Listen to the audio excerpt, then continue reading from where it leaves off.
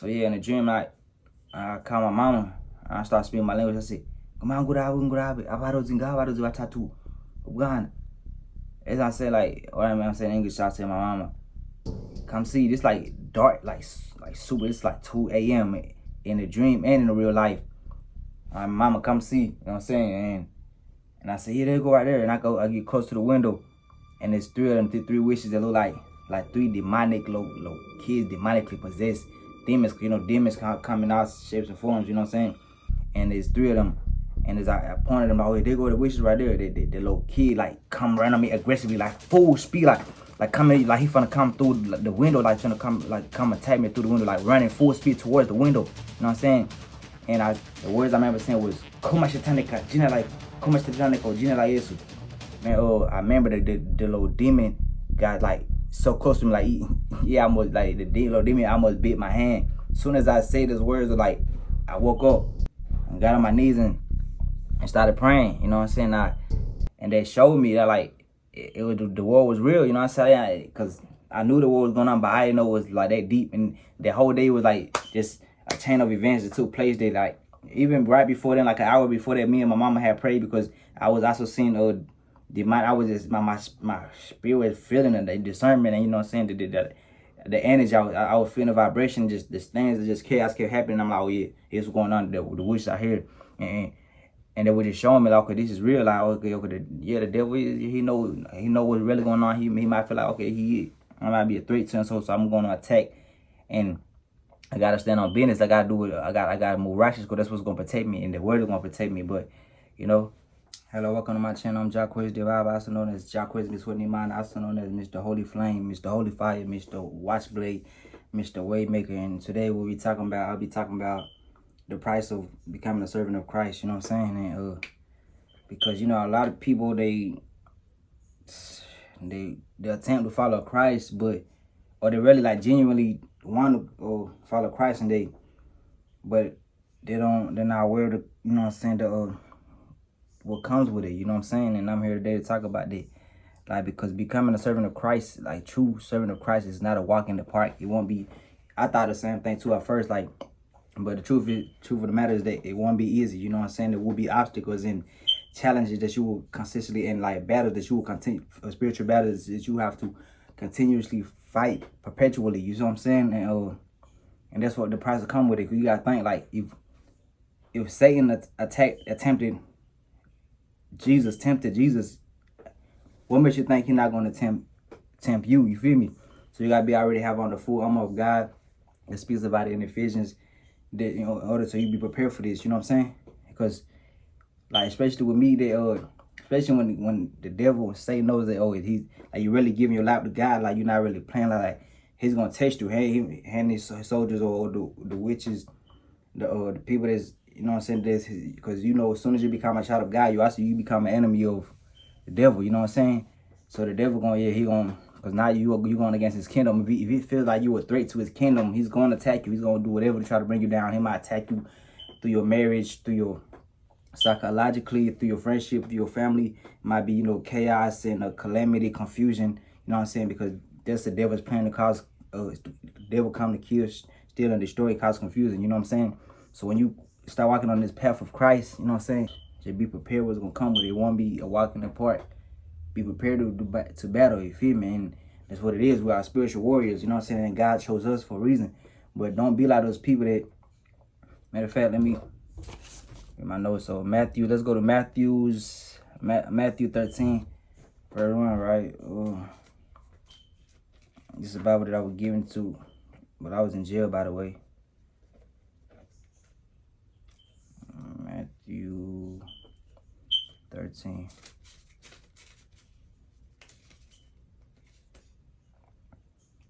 Matthew 13, verse 1.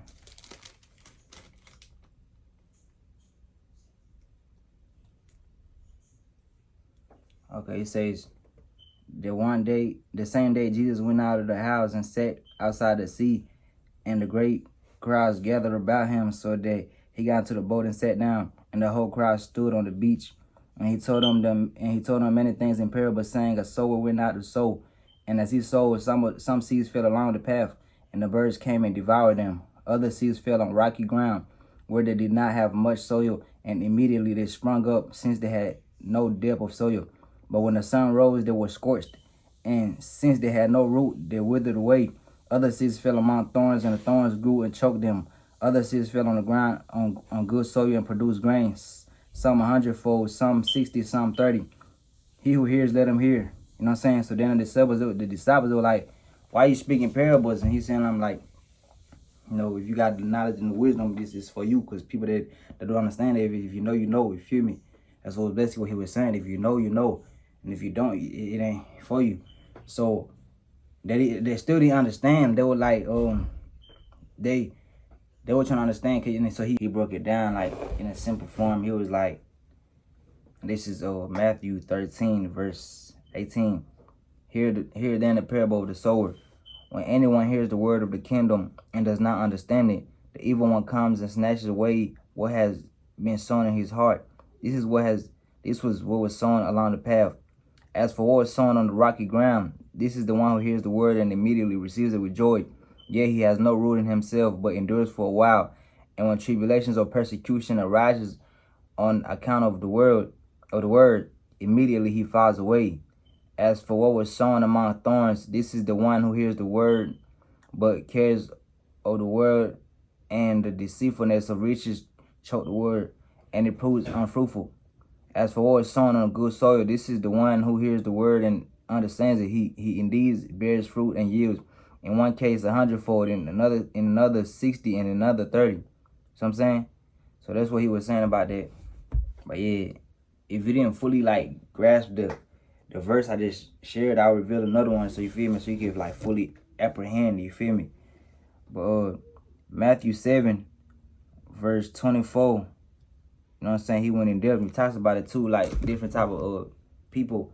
The one that built his house on, two different people that built their house on different places. One had built his house on a rock, and another built his house on sand. You feel me? Basically, was saying there was a parable, was the rock it represented. He built his house. His faith was basically, he built his faith on a rock, and another guy built his faith on sand. And this was the difference.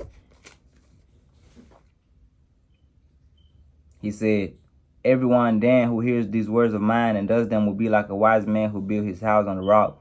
And the rain fell, and the floods came, and the winds blew and beat on that house, but it did not fall, because it had been founded on the rock.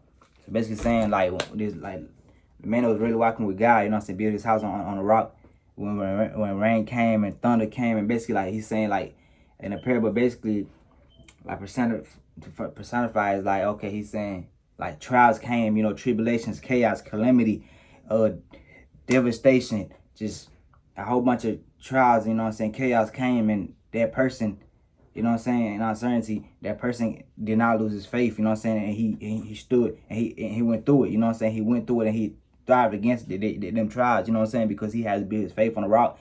That means, like, if you build your house on this type of foundation right here, like, it was his faith and what you call it, practice was indestructible, indispensable, and then this is the other one. He tells the parable of the guy that built his house on sand, basically his faith. He says, and everyone who hears these words of mine and does not do them will be like a foolish man who built his house on the sand. And the rain fell, and the floods came, and the winds blew and beat against the house, and it fell great, and it fell, and great was the fall of it. You feel what I'm saying? So when Jesus finished teaching, everybody was astonished. They was astounded. They were like, they couldn't believe it. And basically he was saying, like, the ones that like hears the word of God, like, cause some people always, they be like, oh yeah, I love God, well, this and that, but they don't do it what God is telling, what it's saying. They're not reading the scripture and studying it, like really diligently studying. Okay, this would, and when they don't do what God says, or they don't really follow what Jesus saying, when calamity come and chaos and problems, unexpected problems come, devastation and tragics come, and they fold. They don't know what to do, but and that's the guy that they built his house on sand. But the ones that do the words, the ones that do what God, what Jesus preached, and when those trials come, it's like they maintain through it. It's like, if a tornado came in the house, would like that was built on a certain type of foundation. Like it don't matter what the house is not gonna shake. It's gonna be indestructible. You know what I'm saying? Because of the foundation that it was built upon. And that's the same thing that he's saying. That if you diligently study the word and you do what God is commanding us in the Bible, this will you will see prosperity. You will see blessings, because this is what comes with obedience of God and through the trials. And that's what I'm trying to tell you. That when you become a soldier of Christ, a servant of Christ, you will get tested, and the witches will come after you. The kingdom of darkness, you know what I'm saying, because you are a threat to the kingdom. So don't under pressure. What I'm saying is do the word of God and diligently, you know, like genuinely seek it, and you know what I'm saying, from your heart. And I promise you're gonna thrive, you're gonna advance, you know what I'm saying. So, you know, God bless you, man.